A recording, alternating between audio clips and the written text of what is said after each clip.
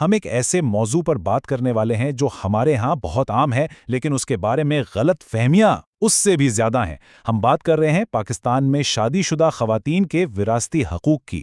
یہ جاننا ہم سب کے لیے بہت ضروری ہے تاکہ قانونی حقوق کا بالکل درست استعمال ہو سکے۔ تو چلیں سیدھا مدعے پر آتے ہیں۔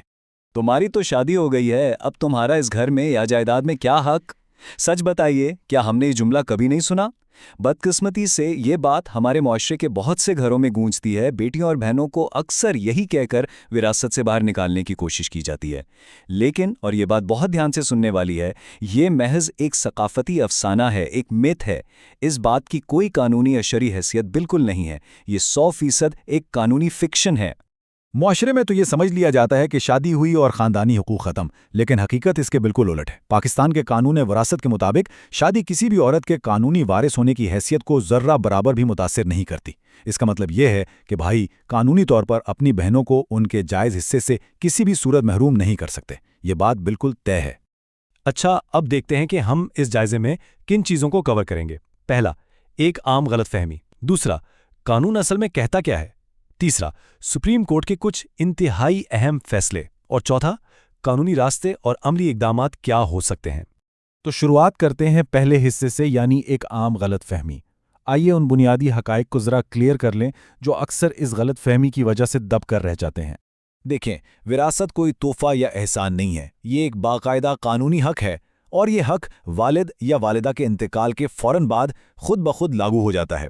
اب یہاں سب سے اہم بات یہ ہے کہ اکثر خاندانی دباؤ میں آ کر زبانی بیانات دے دیے جاتے ہیں یا زبردستی دستبرداری کے کاغذات سائن کروا لیے جاتے ہیں۔ یاد رکھیں، یہ چیزیں ہمیشہ قانونی طور پر کام نہیں کرتیں۔ بیٹی ہو یا بہن، چاہے وہ شادی شدہ ہی کیوں نہ ہو، قانون اس سے ایک باقاعدہ اور مکمل وارث تسلیم کرتا ہے۔ اب آتے ہیں دوسرے حصے کی طرف۔ قانون کیا کہتا ہے؟ ذرا ان قانون پر نظر ڈالتے ہیں جو خواتین کے ان بنیادی حقوق کی عملی طور پر حفاظت کرتے ہیں۔ پاکستان میں وراثت کے معاملات بنیادی طور پر 4 مضبوط ستونوں پر کھڑے ہیں۔ پہلا تو ہمارا اسلامی قانون وراثت ہے جو خواتین کا حصہ بالکل واضح کرتا ہے۔ دوسرا ہے مسلم فیملی لاز آرڈیننس 1961 جو خاندانی معاملات کو دیکھتا ہے۔ تیسرا انسداد خواتین مخالف رسومات ایکٹ 2011 اور چوتھا ہے شریعت ایپلیکیشن ایکٹ 1962۔ یہ سب مل کر اس بات کو یقینی بناتے ہیں کہ وراثت کے معاملات میں اسلامی شریعت پر ہی سختی سے عمل کیا جائے۔ اب یہاں ایک ایسی بات ہے جو واقعی حیران کن ہے۔ وراثت سے محروم کرنا یہ کوئی عام خاندانی یا گھریلو جھگڑا نہیں ہے۔ قانون کی نظر میں یہ ایک باقاعدہ فوجداری جرم ہے۔ جی ہاں، اگر کسی بہن کو دھمکی دے کر یا زبردستی اس کا حصہ چھوڑنے پر مجبور کیا جائے یا جعلی کاغذات بنوا لیے جائیں تو ملوث افراد کو جیل کی ہوا کھانی پڑ سکتی ہے۔ یہ ایک بہت ہی سنگین جرم تصور ہوتا ہے۔ آگے بڑھتے ہیں تیسرے حصے کی جانب، سپریم کورٹ کے اہم فیصلے۔ قانون تو اپنی جگہ موجود ہے، لیکن ملک کی سب سے بڑی عدالت ان حقوق کا دفاع کس طرح کرتی ہے، آئیے دیکھتے ہیں۔ اور یہ فیصلہ اس معاشرتی افسانے کو جڑ سے اکھاڑ پھینکتا ہے۔ مسمات سکینہ بیبی بنام مسمات حمیدہ بیگم کیس میں سپریم کورٹ نے 2 ٹوک الفاظ میں یہ فیصلہ دیا کہ خواتین کا حق مارنا صرف قانون کی خلاف ورزی نہیں بلکہ یہ اسلامی تعلیمات کے بھی سراسر خلاف ہے۔ اس میں کوئی دوسری رائے ہے ہی نہیں۔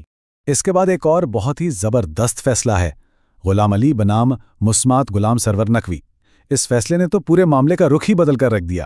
عدالت نے کہا کہ وراثت اب صرف 2 خاندانوں یا بہن بھائیوں کی نجی لڑائی نہیں رہی بلکہ یہ سیدھا ریاست کی ذمہ داری بن گئی ہے۔ مطلب اب ریاست خود اس بات کو یقینی بنائے گی کہ خواتین کو ان کا قانونی اور وراثتی حق ملے۔ عدالتی فیصلوں کے اس حصے کو ہم مسمت صوبہ بنام اللہ دتہ کیس پر ختم کرتے ہیں۔ اس فیصلے میں عدلیہ نے ایک بار پھر واضح کیا کہ عورت کو وراثت سے محروم کرنا ایک انتہائی سخت ناانصافی ہے اور عدالتیں ہر صورت میں خواتین کو مکمل قانونی تحفظ فراہم کرنے کی پابند ہیں۔ اب ہم آ گئے ہیں چوتھے اور آخری حصے پر، قانونی راستے اور عملی اقدامات۔ یہ بات تو بالکل طے ہو گئی کہ قانون اور عدالتیں کیا کہتی ہیں، لیکن اگر عملی زندگی میں خاندان جائیداد بانٹنے سے ہی انکار کر دے تو اس کا پریکٹیکل حل کیا ہے؟ ذرا ان عملی مسئلوں پر غور کریں۔ اگر بھائی جائیداد تقسیم کرنے سے انکار کر دیں تو اس کا سیدھا سا حل یہ ہے کہ سول کورٹ میں دعویٰ تقسیم جائیداد یعنی پارٹیشن سوٹ فائل کیا جائے، اور اگر انتقال یا ریونیو ریکارڈ میں بہن کا نام جان بوجھ کر ڈالا ہی نہ جائے تو پھر متعلقہ اسسٹنٹ کمشنر یا تحصیلدار کے پاس جا کر یہ ریکارڈ بالکل درست کروایا جا سکتا ہے۔ اور بات صرف سول کورٹ تک ہی نہیں رکتی، اگر جائیداد ہتھیانے کے لیے بہن کے جعلی دستخط کیے جائیں یا کسی بھی قسم کا فراڈ کیا جائے تو یہ معاملہ سیدھا پولیس کے پاس چلا جاتا ہے۔ تعزیرات پاکستان کے تحت جعل سازی، دھوکہ دہی اور مجرمانہ دھمکیوں پر بڑا سخت ایکشن لیا جاتا ہے۔ اپنا حق مانگنے پر اگر کوئی دھمکائے تو یہ صرف کوئی اخلاقی برائی نہیں ہے، یہ ایک باقاعدہ پولیس کیس ہے۔ تو سب سے اہم نقطہ یہ ہے کہ اپنا حق حاصل کرنے کا ایک بڑا ہی واضح اور باقاعدہ طریقہ موجود ہے۔ یہ 5 سٹیپس نوٹ کر لیں۔ سب سے پہلے ڈیتھ سرٹیفکیٹ اور فیملی رجسٹریشن سرٹیفکیٹ یعنی FRC لیں۔ پھر تمام ورثہ کی ڈیٹیلز کے ساتھ نادرائی عدالت سے وراثتی سرٹیفکیٹ حاصل کریں، اور اگر اس کے بعد بھی زیادہ تقسیم نہ ہو رہی ہو تو آخر میں سول کورٹ میں دعویٰ دائر کر کے اپنا حق بآسانی حاصل کیا جا سکتا ہے۔ ان تمام حقائق اور قانونی پہلوؤں کو دیکھنے کے بعد ایک سوال ہے جو ہمیں خود سے پوچھنے کی ضرورت ہے۔ جب قانون نے اتنی صراحت سے بتا دیا ہے کہ بہن کا حق چھیننا ایک سنگین جرم ہے اور ریاست کے قانونوں کی کھلی خلاف ورزی ہے، تو پھر ہمارا معاشرہ ایسے بے بنیاد افسانوں کو کیوں چلنے دیتا ہے؟ یہ صرف قانون پر عمل کرنے کی بات نہیں ہے، یہ انصاف اور برابری کی بات ہے۔ اب وقت آ گیا ہے کہ ان پرانی روایات